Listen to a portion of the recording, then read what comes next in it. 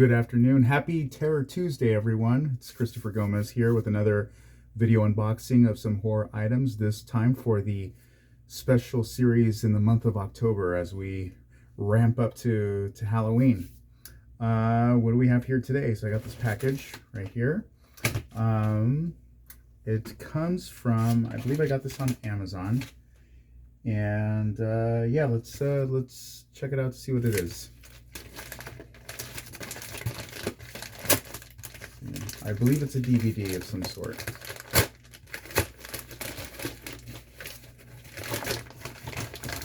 Ah, yes, very, very cool. William Peter Blady's The Exorcist 3, also known as Legion, also known as Exorcist 3 Legion, also known as Legion Exorcist 3. Now, a little bit about this movie. This is actually, I already have this movie on DVD and I've seen it many times, but this is a very special edition that Shout Factory, I've hailed them in past videos before for their, tremendous restorations of both obscure and popular horror films that many of my generation has grown up with.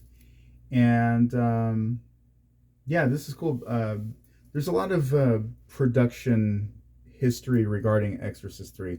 And by the way, I'm very fond of this film. It is extremely underrated, has a dynamic performance by Brad Dourif as the Gemini killer, a mental patient that's, plays a main part in the story of this.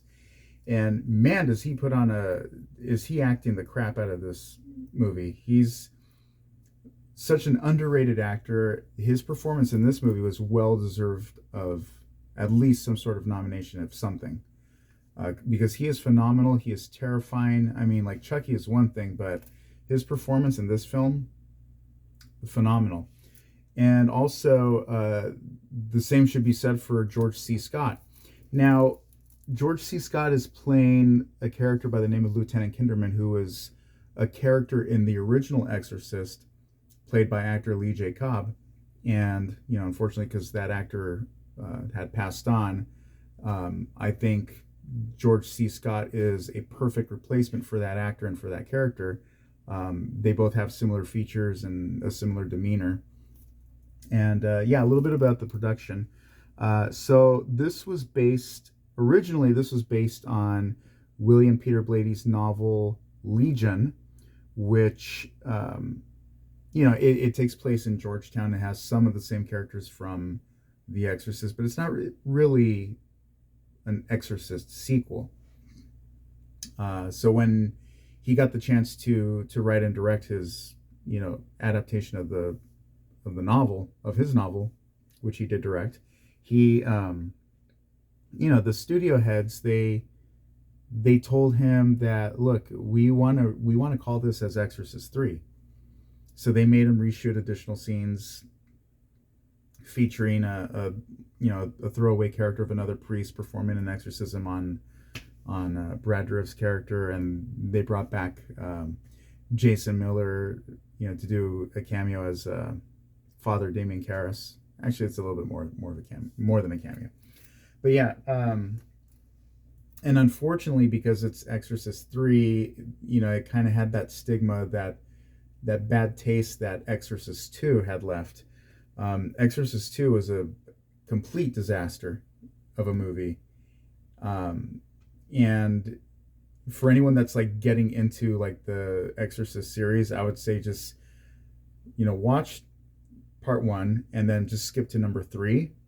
Part 3 is genuinely scary, genuinely creepy, has a lot of great mood and atmosphere.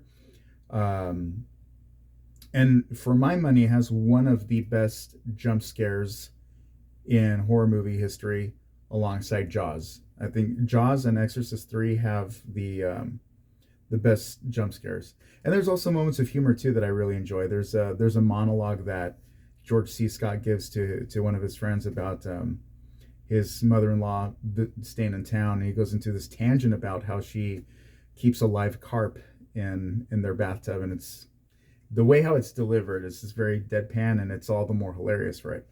But yeah, so Shout Factory just released this special edition with an alternate cut of the original version before they did all the reshooting.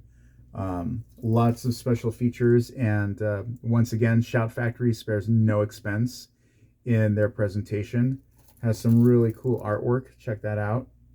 Brad Dourif and George C. Scott.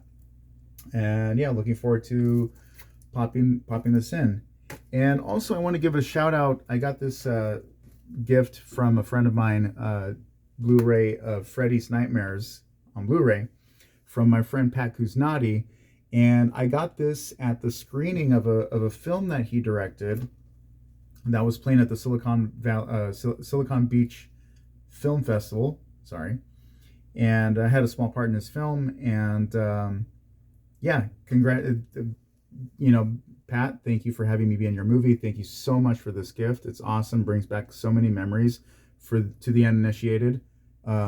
Freddy's Nightmares was a low-budget TV show anthology series where Freddy was the host. Bookending these stories, kind of like Tales from the Crypt or Twilight Zone, and the character Freddy was like the Crypt Keeper or the Rod Serling of the show. It brings back a lot of memories. And Pat, thank you so much. And thank you for having me be in your movie. And a big shout out to Pat and Robbie Diaz for both of their films were shown at the festival. And Pat won Best Feature, I believe, at that film festival for our movie called How to Kill Your Roommates. How to Kill Your Roommates and Get Away with It, which I recommend you guys check out. Very entertaining. And yeah, thank you guys so much again. Also, before I take off, I am currently playing Dr. Seward in a production of Dracula down in Simi Valley that one of my good friends, Patrick McMahon, wrote.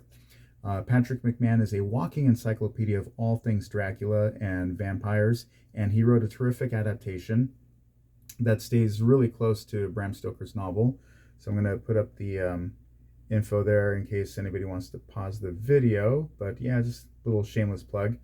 Having a blast with the cast. That kind of rhymes. Yeah, check it out. We close on Halloween, but it's playing throughout the last few weekends of October. And yeah, we got a live 4-piece orchestra playing some incidental music for scene changes and certain scenes. And yeah, the acting's really good, and nice little Halloween thing to get people pumped up that theaters are starting to, especially live theaters, are starting to open back up again. So yeah, check it out. Until then, I'll see you guys for the next unboxing. Take care and happy Halloween.